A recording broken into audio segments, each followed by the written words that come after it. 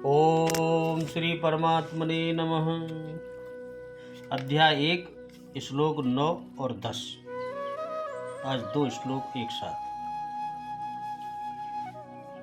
अन्ये च बहवो शूरा मदर्थे त्यज्जीविता नाना शस्त्रग्रहणा सर्वे युद्ध विशारदा अपर्याप्तं तदस्माकं बलं भीष्मविरचितं पर्याप्तं त्वदीवेशितां बलं भीमाविरचितम्। दुर्योधन कह रहा है गुरु द्रोणाचार्य से,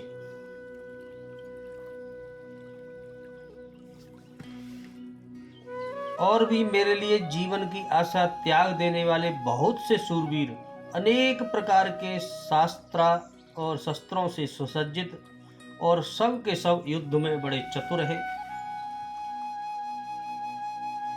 और भीष्म पितामह द्वारा रक्षित हमारी वह सेना सब प्रकार से अजेय है, और भीम द्वारा रक्षित इन पांडवों लोगों की यह सेना जीतने में बड़ी सुगम है। इधर के सेनापति दुर्योधन के सेना के भीष्म पितामह है, उधर पांडवों की सेना के सेनापति भीम है।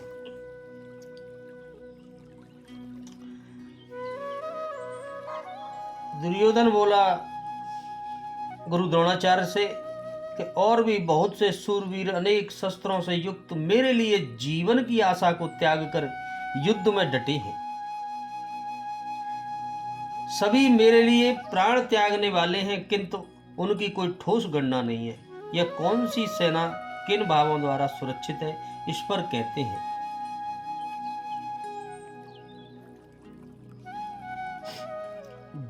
भीष्म द्वारा रक्षित हमारी सेना सब प्रकार से अजेय है, इसे कोई जीत नहीं सकता, और भीम द्वारा रक्षित इन लोगों की सेना जीतने में बड़ी सुगम है। अब पर्याय और अपर्याप्त जैसे श्लिष्ट शब्द का प्रयोग दुर्योधन की आशंका को व्यक्त करता है। अतः देखना है कि भीष्म कौन सी सत्ता है जिस पर कौरव निर्भर करते हैं, तथा भीम कौन सी सत्ता है जिस पर देवी संपत्ति यानी संपूर्ण पांडव निर्भर है। इस श्लोक का क्या भाव है? इससे पूर्व शल्य, ब्रह्मीक, भगदत्त, कृतवर्मा और जयद्रथ आदि महारथियों के नाम नहीं लिए गए हैं। इस श्लोक में इन सब की ओर संकेत करके दुर्योधन इससे यह भाव दिखला रहे हैं कि अपने पक्ष के जिन जिन शूरवीरों के नाम मैंने बतलाए हैं, उनके अतिरिक्त और भी बहुत से योद्धा हैं जो तलवार, गदा, त्रिशूल आदि हाथ में रखे जाने वाले शास्त्रों से और बाण, तोमर, शक्ति आदि छोड़े जाने वाले अस्त्रों से भली भांति सुसज्जित है, तथा युद्ध कला में बड़े कुशल महारथी हैं, एवं ये सभी ऐसे हैं जो मेरे लिए प्राण न्यौछावर करने को तैयार हैं।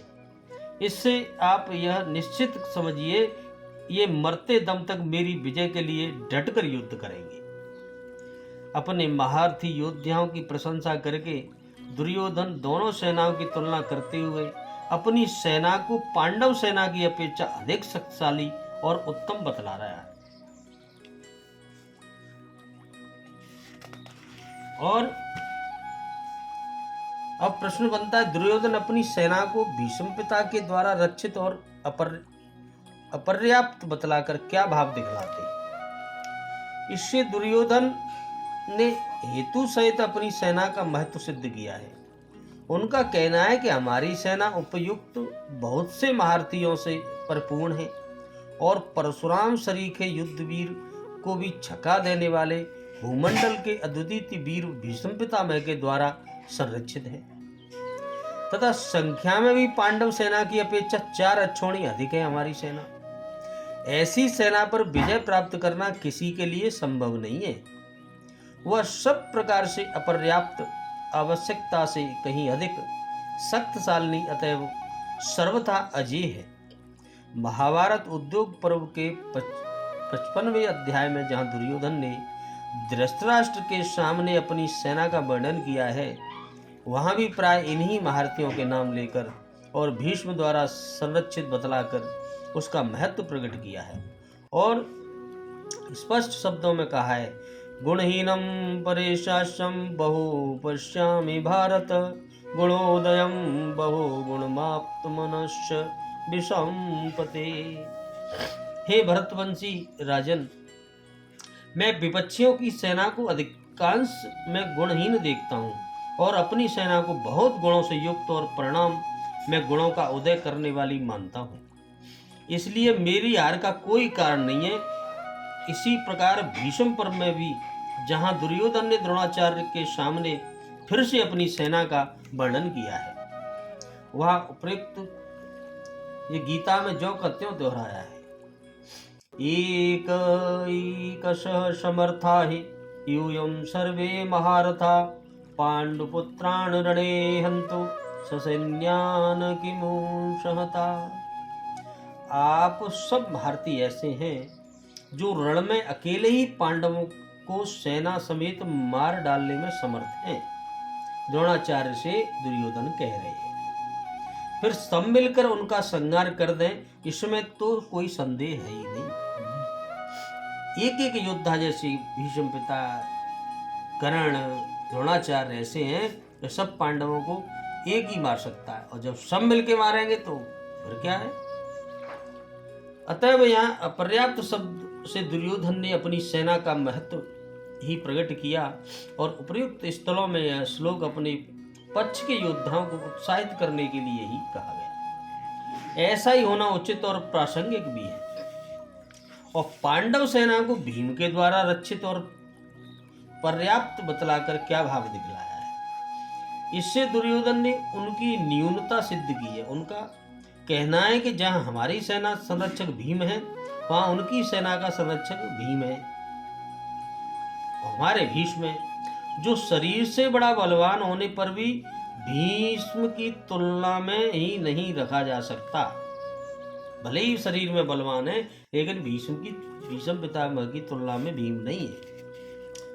कहाँ रणकला कुशल शस्त्र शास्त्र निपुण परम बुद्धिमान भीष्म पितामह, और कहाँ धनुर्विद्या में अकुशल मोटी बुद्धि का भीम। इसलिए उसकी सेना पर्याप्त सीमित शक्ति वाली है।